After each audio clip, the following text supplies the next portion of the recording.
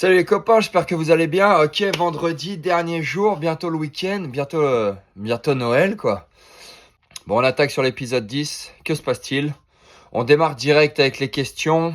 Bon, on arrive quand même à savoir à ce stade-là de l'épisode déjà un peu ce qui va se passer. On voit Julie répondre à côté volontairement. Bon voilà, elle avait décidé d'arrêter le jeu. Bon, l'énigme sur la lettre, voilà. L'énigme sur les animaux. Voilà. Le fait que Julie parte, on en avait déjà parlé déjà dans un débrief précédent. Moi, dans le jeu, c'était mon allié principal, c'était mon pilier. Le fait qu'elle parte, ça met la maison en branle, on va dire. Et c'est pas évident juste après.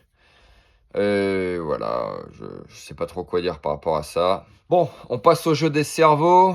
Le jeu des cerveaux, m'a bien fait rigoler, je vous le dis franchement. J'ai adoré. Solène, ta prestation, magnifique. De sortir un gigoté avec des lettres Z.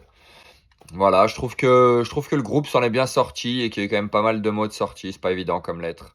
Après, si on regarde ça d'un point de vue extérieur, on a quand même eu des noms de personnages, des noms de marques, des noms de médicaments. J'aurais adoré qu'il y ait 5 tours de plus. Je pense qu'on aurait même des langues étrangères. Voilà. Bon, sur la manche 2, les planètes, quand même, si on peut donner un petit conseil, parce que tout le monde a sorti les planètes dans le désordre, automatiquement personne n'a sorti les 8 planètes. C'est quand même plus facile de commencer du début, du plus proche du Soleil, Mercure, que personne n'a donné quasiment, et Vénus juste après, et de partir vers l'infini. Sachant que Pluton, quand nous on a grandi à l'école, les copains qui sont un peu plus anciens s'en rappelleront, Pluton faisait partie de notre système solaire, donc on avait 9 planètes officiellement. Après, Pluton étant considéré comme une planète naine et qui drifte petit à petit vers l'extérieur du système solaire, sachant quand on dit système solaire, en fait, il n'y a pas vraiment de limite, hein. On est d'accord qu'il n'y a pas une frontière avec une ligne et un péage qui dit ah là vous êtes dedans et là vous êtes dehors. Donc bon, les mecs, pour simplifier un peu la tâche peut-être, et pour d'autres raisons que je ne connais probablement pas, ils ont décidé de sortir Pluton. Et, il en manque peut-être une, c'est Nibiru, mais je sais pas si on peut en discuter aujourd'hui encore sur les plateformes, mais ça risque d'arriver. Ça va être intéressant. En tout cas, les Sumériens en parlaient. Et les Sumériens avaient une connaissance et des astres et des planètes et bref de tout ce qui se passe dans la galaxie. Quasiment plus poussé que nous aujourd'hui avec des télescopes à 50 millions de dollars. Donc bref, ça c'est une petite aparté. Après, question sur James Bond. Au final, on se retrouve avec les cerveaux Nicolo, Mélanie et Kim. Et ça a l'air d'être un départ intéressant pour la prochaine équipe. Comme vous pouvez le voir, tout le monde, plus ou moins tout le monde, part au restaurant après ça.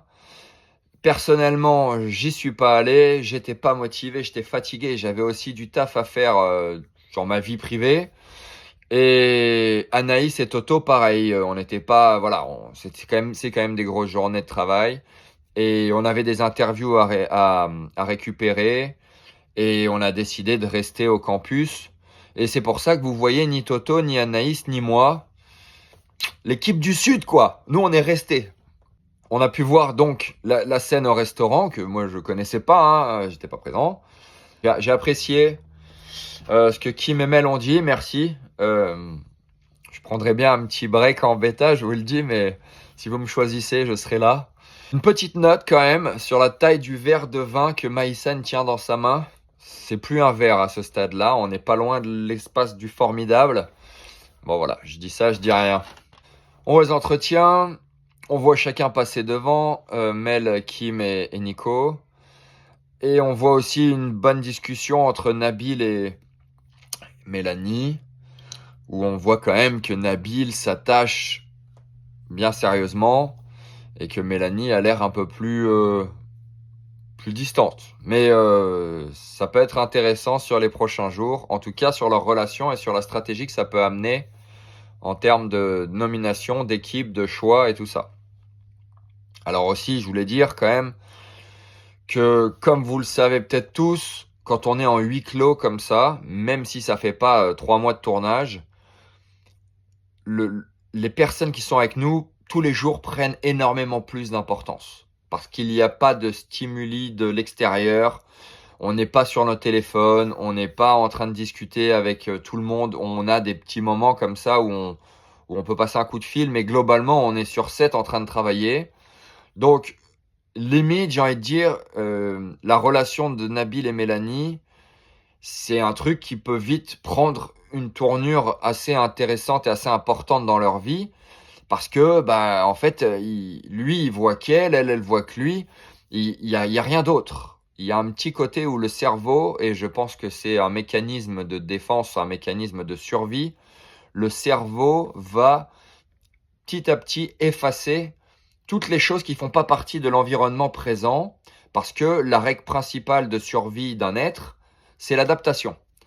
Et donc, si on a moins de facteurs, vu qu'ils sont plus en compte, on n'a plus besoin de s'occuper de plein de choses parce qu'on est là, à ce moment-là, dans l'ici et le maintenant, automatiquement, toutes les choses qui sont dans l'ici et le maintenant, si on passe d'une maison de 300 mètres carrés à un appart de 20 mètres carrés, tout ce qui va être dans l'espace de 20 mètres carrés va avoir plus de présence, plus d'importance, peut-être plus d'attachement que ce qu'on a dans une baraque de 300. Ce qui peut expliquer pourquoi certains s'aiment bien, s'aiment pas, et que ça prend vite des proportions et que ça se chauffe. Bon, c'est un peu les règles du jeu, mais c'est aussi un mécanisme naturel. Et je vous assure que si vous faites l'expérience de partir une semaine dans une baraque avec 10 copains à vous, et que vous dites, OK, il n'y a pas de téléphone, il n'y a pas de télé, il n'y a pas de livre, il n'y a rien du tout, il n'y a que nous, en une semaine, il risque de se passer des choses inattendues dans le groupe. Voilà, sans sortir, hein, bien sûr. Bon, c'est tout pour aujourd'hui. J'ai une petite punchline. C'était avec la discussion entre Eddie et Julie à la fin de leur duel. Eddie dit, tu étais un des cerveaux. Et Julie répond, non mais t'inquiète pas, je l'emporte avec moi, mon cerveau. Bon, je trouvais, voilà, elle a une répartie de ouf. Julie, franchement, t'étais probablement celle qui avait le plus gros potentiel pour gagner ce jeu. Et je vais essayer de jouer en te faisant honneur autant que je le peux. Voilà, je te remercie en tout cas. Je vous remercie à tous.